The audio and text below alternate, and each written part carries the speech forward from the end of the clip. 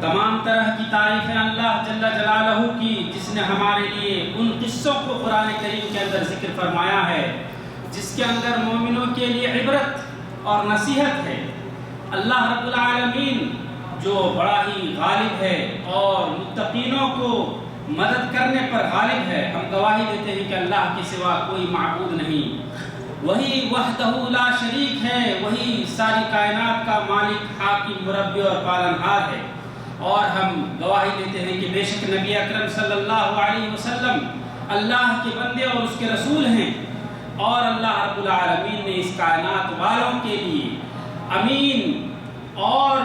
بشیر و نذیر بنا کر کے مبعوث فرمایا۔ اللہ کا درود و سلام ہو پیارے حبیب صلی اللہ علیہ وسلم پر،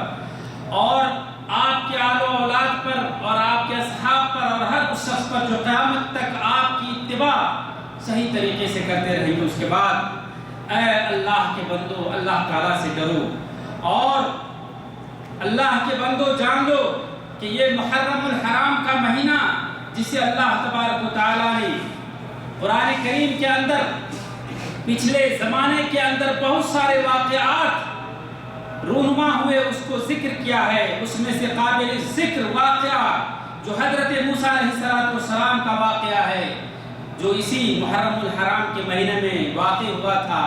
اور قرآن کریم نے بلکہ اس واقعے کو مکرر تکرر ذکر کیا ہے، اور بڑے ہی طول و اختصار کے ساتھ ذکر کیا ہے، کئی بار ذکر کیا ہے۔ وہ محض کسی اور مقصد کے لیے نہیں،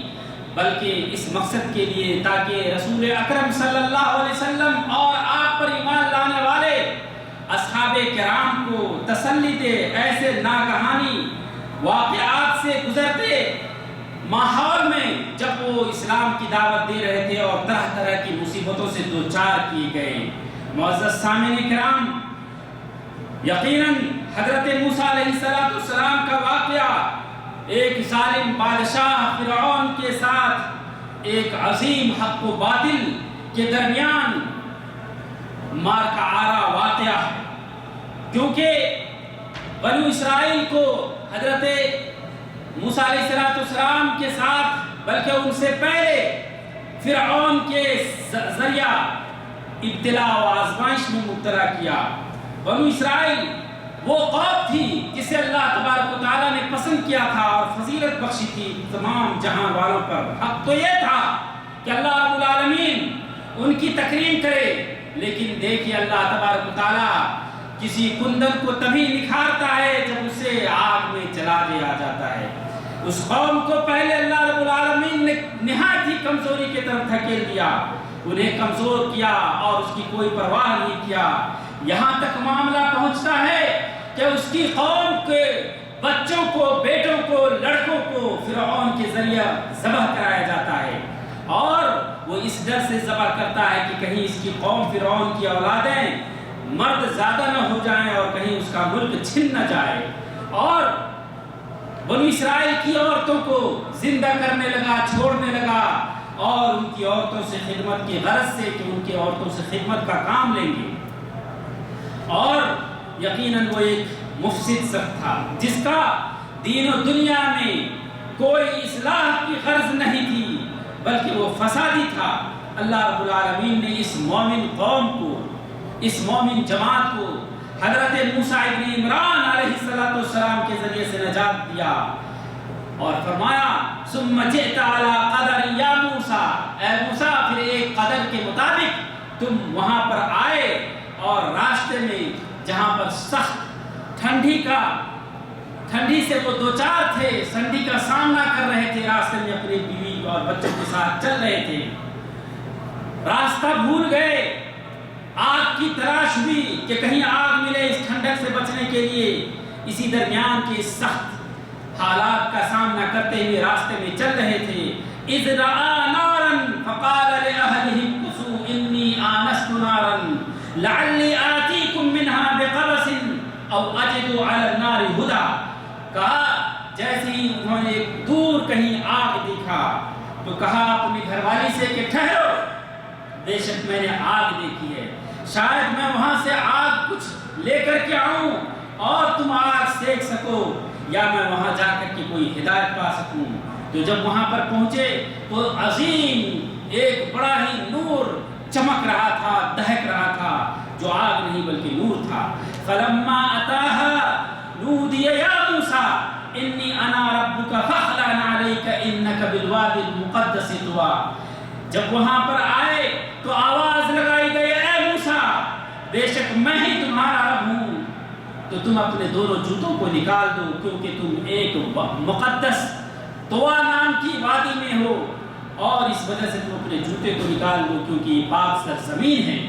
وَأَنَا اخْتَرْتُكَ، اے موسیٰ اور میں نے تمہیں چن لیا ہے، اب تم نبی بنا دیے گئے ہو۔ فَاسْتَمِعْ لِمَا يُوحَىٰ، تو جو جو وحی کی جاتی ہے وہ سب کو سنتے جاؤ۔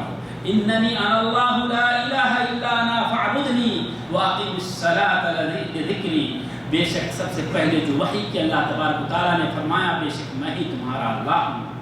میں ہی مالک کل ہوں، اور بس میری عبادت کرو اور میرے ذکر و اذکار کے لیے نمازیں قائم کرو۔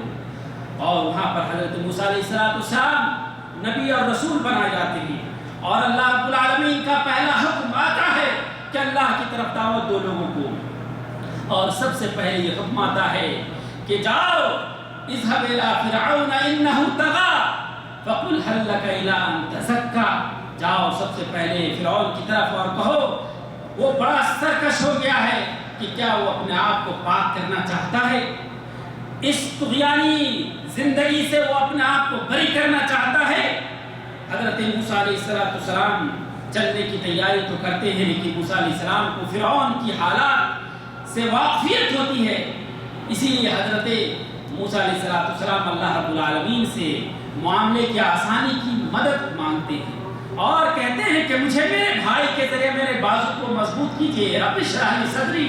اور یہ بھی کہتے ہیں اللہ میرے دل کو کھول دیجیے، میری زبان میں لکنت ہے، اے اللہ میری زبان کو تو واضح کر کے کھول دے، میری باتوں کو سمجھا دے انہیں، اللہ میں چاہتا ہوں کہ تیری دعوت اس سے پہنچے۔ ہاں یقیناً وہ بڑا ظالم ہو گیا ہے اور ظلم و بربریت کے طوفان کے ساتھ وہ زندگی، وہ دنیا کے لوگوں کی زندگی کو تباہ کر رکھا ہے۔ حضرت موسیٰ علیہ السلام اللہ کے پیغام کو لے کر اپنے بھائی حضرت ہارون علیہ السلام کے ساتھ وہاں پہنچتے ہیں اور کہتے ہیں انا رسول رب العالمین، اے فرعون ہم بے شک رب العالمین کے پیغمبر بنا کر تمہارے پاس آئے ہیں تاکہ اسے یہ محسوس کرائے کہ تو یہ نہ جان کہ جس طرح تو اپنے آپ کو خدا ہونے کا دعویٰ کرتا ہے، میں کوئی خدا نہیں، میں کوئی رب نہیں، میں اللہ کا پیغمبر ہوں، تو تم جو باتیں مجھ سے سنو اس کی وجہ سے تم تعجب نہ کرو، بلکہ اللہ تبارک و تعالیٰ اپنے پیغمبروں کو اسی طریقے سے پیغام دے کر کے بھیجتا ہے۔ اور موسیٰ جانتا تھا کیونکہ ایک مدت اسی فرعون کے گھر میں انہوں نے زندگی گزاری تھی اور قتل کر کے وہاں سے بھاگے تھے، تو اللہ تعالیٰ نے فرمایا تھا اسی سلسلے میں اشارہ کرتے ہوئے أَلَمْ نُرَبِّكَ فِينَا وَلِيدًا وَلَبِثْتَ فِينَا مِنْ عُمَرِكَ سِنِينَ، کہ کیا تم ہمارے گھر میں ہی تھوڑی دنوں تک اپنے بچپنے کو نہیں گزارا اور اپنی عمر تھوڑی سی نہیں گزاری تھی۔ اسی لیے حضرت موسیٰ علیہ السلام نے پوری وضاحت کے ساتھ فرعون کو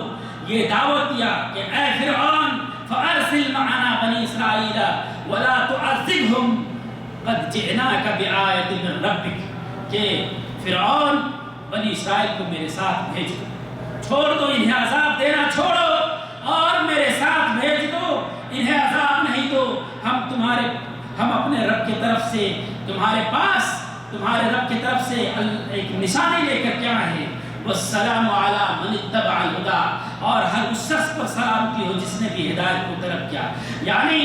تم بھی بچ جاؤ گے اللہ کے عذاب سے اگر تم اللہ کی ہدایت کو اپنا لو گے۔ اور فرمایا کہ ہم تمہارے پاس دو معاملے لے کر کے آئے ہیں، ایک یہ کہ ہم تمہیں اسلام کی دعوت دیتے ہیں، اور دوسرا یہ کہ اس بنی اسرائیل کی قوم کو تو اپنی عبودیت اور اپنی غلامی کی زنجیر سے آزاد کر دو۔ اس وقت فرعون کہتا ہے اولک رب غیری، کیا تیرے لیے میرے سوا بھی کوئی رب ہے؟ قال ربنا الذی اعطى كل شيء خلقه ثم هدى، تو اس وقت حضرت موسیٰ علیہ السلام کہتے ہیں ہاں ہمارا رب وہ ہے جس نے ہر چیز کو ایک خاص شکل دی اور پھر اس سے ہدایت بخشا۔ مسلمانوں، ہم اس کے واقعے میں بہت سارے مشاہدے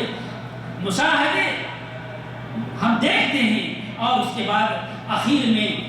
حضرت موسیٰ علیہ السلام کو دھمکی سے دوچار کرتا ہے، یعنی جب وہ جادوگروں پر